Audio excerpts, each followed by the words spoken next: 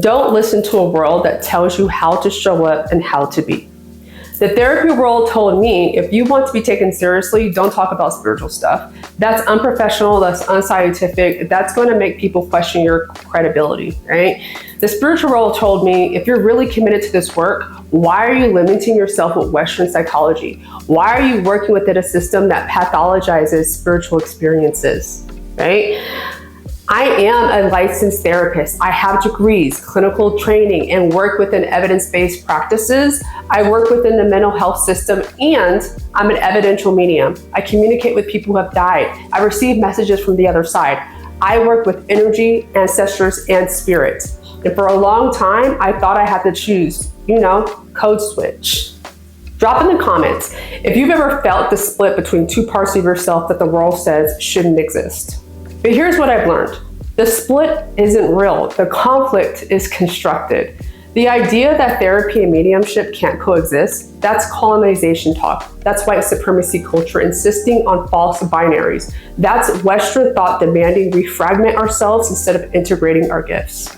Welcome to the Healing with Amber channel. I'm Amber, and I'm a Black grief therapist and evidential medium. And today, I want to talk to you about my story, how I got here, why I hold both, and what this means for BIPOC, which stands for Black Indigenous People of Color, specifically women that I serve, all right? This is the origin story you haven't heard yet, and it's important because you need to know who's guiding you through the grief and things nobody tells you about grief series, okay? If you haven't checked it out, I'm gonna see if I can put that playlist right here, okay? So let's begin. So let me take you back. I was young. Very young when I started experiencing things. I would see people who weren't there. I would know things that I had no way of knowing. I would feel presence, sense emotions that weren't mine, and receive information that would later prove accurate. And I was raised in the church, a Baptist church to be exact, Christian, Black church tradition, which means powerful spirit-filled worship, right? Catching the Holy Ghost, speaking in tongues, prophetic words, Sunday school, Wednesday Bible study, choir, and ushering. My grandmother was actually a mother in the church, all right? Except here's what I learned very, very quickly. Some spiritual experiences were acceptable and some made you dangerous, okay? If you know what I'm talking about, right?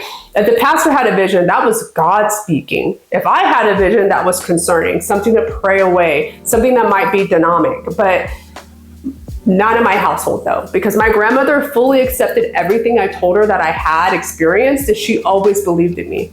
In fact, when I was 21, she told me a story when I was a toddler. She had my twin sister and I in a stroller at the local grocery store, and a woman approached her, looked down at us, and asked her if she knew which one of us was the spiritual one. My grandmother said she didn't know, and the woman pointed to me. My grandmother always encouraged my growth, and still does. Although I know she wasn't the typical woman of God, I highly suspect that she had her own experiences, but never said anything about them. Let's talk about the hypocrisy that I saw in church, okay? I watched church leaders preach love while practicing judgment. I watched them claim spiritual authority while dismissing anyone whose experiences didn't fit their theology. I watched them say that God speaks to us while policing exactly what God was allowed to say and through whom. Have you experienced this? Religious spaces that claim to honor the spiritual, but only on their terms? Comment below, I want to know if this resonates. But here's what really broke me away. I no longer felt connected and decided to leave in adolescence. It wasn't until I embraced all of that of who I am that I recognized the following though. I watched how Christianity, specifically the colonized American white supremacy infused version of Christianity, was used to control Black bodies, Black women's bodies, and Black spiritual practices, okay?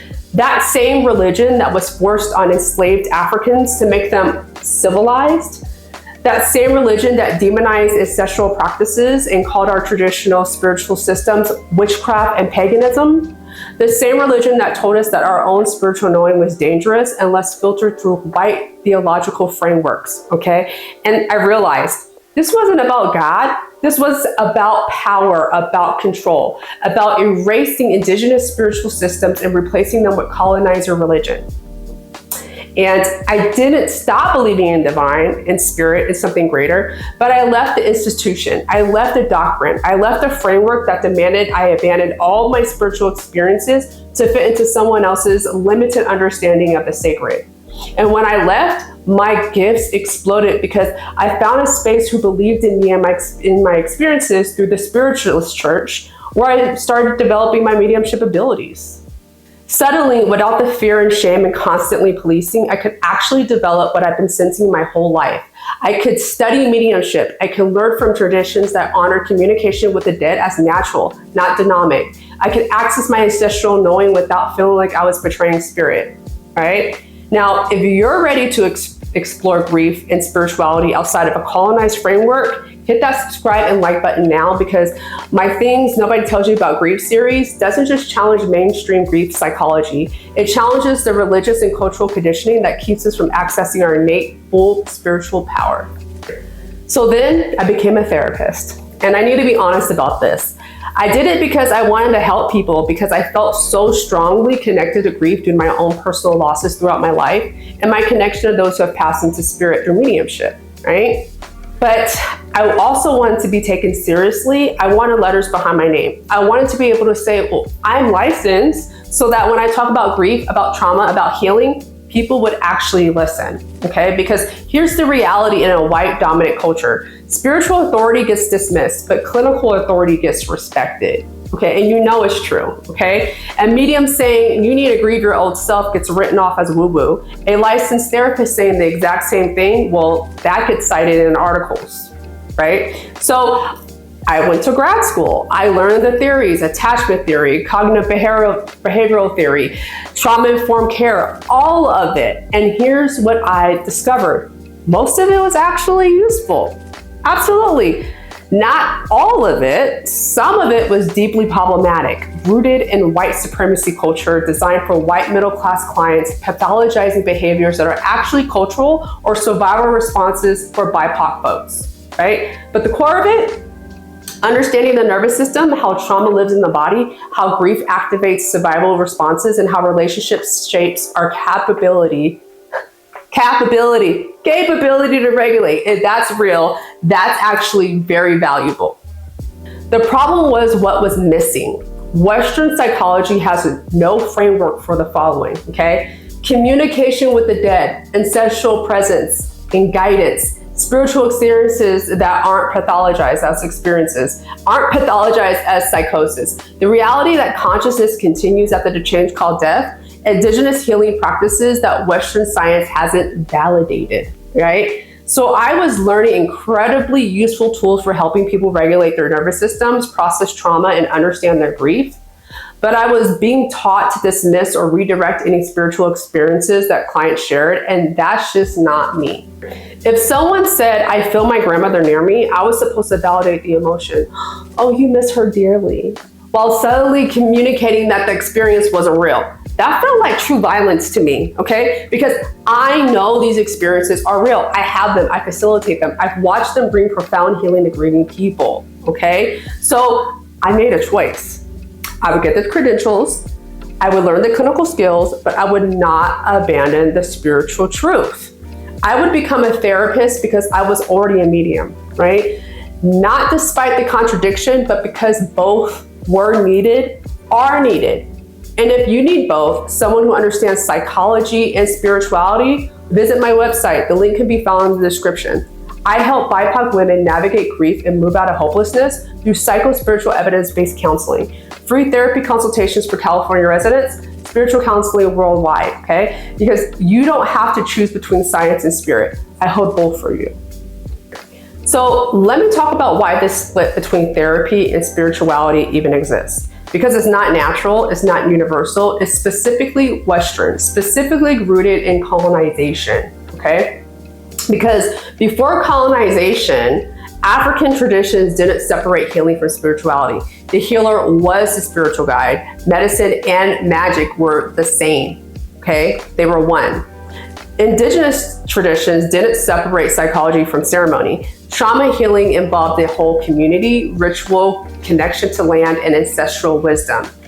Asian traditions integrate energy work, meditation, ancestral reverence into healing practices. Healing was and is holistic, body, mind, spirit, community, ancestors, all in one system. Then colonizers came, and they needed to fragment everything to control it. They said, your spiritual practices are primitives, ours are civilized. They said, your healing methods are superstition, ours are science. They said, your connection to your ancestors is demonic. Our connection to God is through church, that's holy.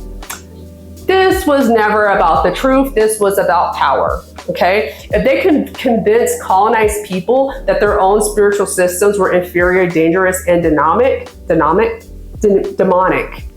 colonized people would abandon them, would forget their own power, would become dependent on Western frameworks. And it worked for generations, and it still does, all right? We forgot that our ancestors were the original therapists, the original mediums, the original healers. We started to believe that real healing only begins and happens in clinical settings with degrees from Western institutions. We started to pathologize our own spiritual experiences, seeing dead relatives, feeling ancestral presence, receiving guidance from spirit as symptoms of grief-induced psychosis instead of as normal, healthy, and powerful. We internalized the colonizer's narrative that spirituality and science are opposite, but they're not, okay? Science is just one way of one knowing. Spiritual knowing is another. Both are valid, both are real, both are needed for whole healing, okay? So comment below, what colonized beliefs about spirituality or healing have you had to unlearn? This is important work that we're doing together, so comment down below and let me know. But also, did you know that modern spiritualism includes not just spirituality, but philosophy and science in their practice and their beliefs? Because they don't just take, oh yeah, like spirit, this and this. They actually want you to prove evidence. That's why I call myself an evidential medium, because facts, we love them, we know them. And here's what I want BIPOC women especially to understand. When you're told your spiritual experiences aren't real, that's not about protecting you, that's actually about controlling you. When therapy dismisses your connection to your grandmother's spirit, that's not because it's not evidence-based, it's because Western psychology was built without room for Indigenous knowing, okay? When you're told to ground yourself in reality instead of trusting your intuition, that's not clinical best practice, okay? That's colonization trying to cut you off from your ancestral wisdom. Your gifts are not symptoms. Your spiritual experiences are not pathology. Your connection to your ancestors is not delusion, and you deserve support that honors all of who you are. I write about decolonizing grief and spirituality every week on Substack, where I unpack the ways colonization shows up in therapy, reclaiming ancestral healing practices, integrating psychology and spiritual wisdom, all right? You can find the link down in the description. It's for BIPOC women who are done fragmenting themselves to fit into white frameworks. So how do I actually hold both? What does it look like in practice, okay? So in sessions with my clients, I operate on multiple levels, all right? Level 1 is the clinical / psychological. I'm tracking the nervous system, okay? I'm seeing if they're in fight, flight, freeze, or fawn. Are they dissociated? What trauma responses are being activated? I'm using evidence-based interventions, which include somatic techniques to help them regulate, narrative therapy to help them make meaning, attachment theory to understand their relational patterns, all right? I'm assessing for clinical concerns such as depression, anxiety, PTSD, complicated grief, things that might need additional support, medication, and or a higher level of care. This is real, it matters because this helps people, right? Level 2 is energetically / spiritual. In spiritual sessions, I'm sensing what's in the room. Is your deceased loved one present? What are my intuitive hints about what's not being said? What ancestral patterns am I picking up on? I'm receiving information that I couldn't know through conversation alone. Specific details about their person, messages that need to come through, spiritual guidance that's trying to reach them, right? I'm working with energy. Clearing out what needs to be released, calling in what needs to be present, creating sacred space for transformation, right? Because this is sacred work. This is also real. This also matters, and this also helps people. And here's the key. They're not in conflict, they're in collaboration, all right? So let me give you an example. A client is stuck in complicated grief. Clinically, I recognize that this might include traumatic attachment, unresolved conflict, and lack of closure. Therapeutically, we'd work on these patterns, right? We process the trauma and we practice regulation skills. And spiritually, I might recommend a mediumship session where their person can come through with specific messages that could create closure that therapy alone couldn't provide. Now, I do not offer mediumship in a clinical space. Instead, I recommend and refer. I do offer mediumship in a spiritual space. That's integration. Okay, another example. A client is experiencing panic attacks after their parent's death. Clinically, I teach them nervous system regulations. We do somatic work. We track their window of tolerance. And I help them understand that their parents' energy might be trying to reach them, and that panic might partially be their systems responding to spiritual contact that they do not know how to implement yet, all right? Or interpret, because energy can feel like anxiety, and I assess for that. This is what integration looks like. I don't abandon clinical training to be more spiritual. I don't dismiss spiritual reality to be more professional. I bring my whole self, trained therapist and gifted medium, to serve my clients' whole selves. And specifically, again, for BIPOC women navigating grief, this integration is crucial because your grief isn't just psychological. It's not just about neuroscience and cognitive patterns. Your grief includes the following, okay? Generational trauma living in your body, ancestral wounds seeking healing through you, spiritual experiences that white therapists pathologize, cultural practices that Western psychology doesn't understand, connection to the dead that your community sees as normal but therapy sees as concerning. You need someone that can hold all of that, not just parts that fit Western models, right? That's why I created my practice this way. That's why I refuse to choose. And that's why I created the Grief Sanctuary, a membership community within my Substack specifically for this integrated approach. It's a space where BIPOC women can access both psychological tools and spiritual practices for grief. Monthly teaching sessions, guided meditations, rituals for ancestral connections, somatic practices, and a community that understands that you don't have to fragment yourself to heal. That link is found in the description, which will be the same link as my Substack. This is a healing that honors your whole self. Now, quick question. Would you rather work with a therapist who dismisses your spiritual experiences or one who helps you understand them? Let me know down in the description about spiritual integration for clinical work only, because I'm curious to see where you're at. So why am I telling you all of this? Well, because I want you to know who's creating the Things No One Tells You About Grief series here on YouTube, right? I'm not just a therapist who reads some books about spirituality, and I'm also not a medium who just took a weekend workshop on trauma. I'm someone who has lived the split, who has navigated the hypocrisy of religious institutions, who's done the work of decolonizing my own beliefs about what's possible, what's real, and also what's sacred. I'm someone who has clinical training and spiritual gifts, who understands nervous systems and ancestral presence, who can hold your psychological pain and your spiritual experiences without making you choose which one is really real, okay? And I built my practice specifically, again, for BIPOC women who need both. Women who are tired of therapists that don't understand generational trauma, therapists who pathologize spiritual experiences, spiritual guides who don't understand clinical trauma, having to explain racism while they're grieving, fragmenting themselves to fit either clinical or spiritual spaces. You deserve integration, my friend. You deserve wholeness. You deserve support that sees all of you. Whether you work with me in therapy, spiritual counseling, mediumship reading, tarot reading, or in the Grief Sanctuary community, you'll get both. You get evidence-based grief support that actually understands BIPOC grief. You get spiritual guidance that honors your ancestral wisdom. You get someone who won't make you choose between your psychology and your spirit. And here's what I actually really want you to know. Your spiritual experiences through grief, they're real. Your ancestral connections, they're powerful. Your intuitive knowing, it's valid. And you might even need nervous system regulation, trauma processing, and clinical support. Both things can be true. Both things are true, okay? Now, I want you to put your hand over your heart and say, I am whole and I don't have to choose. I deserve support that honors all of me. This is the work. Refusing the fragment. Reclaiming integration, honoring the truth that are both scientific and spiritual, both psychological and energetic, both human and connected to something greater, okay? So thank you for allowing me to share my story. Thank you for trusting me with yours. Thank you for being here. Thank you for your wholeness, all right?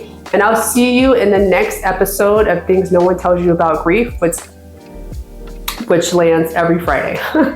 All right, thanks, and I'll see you soon.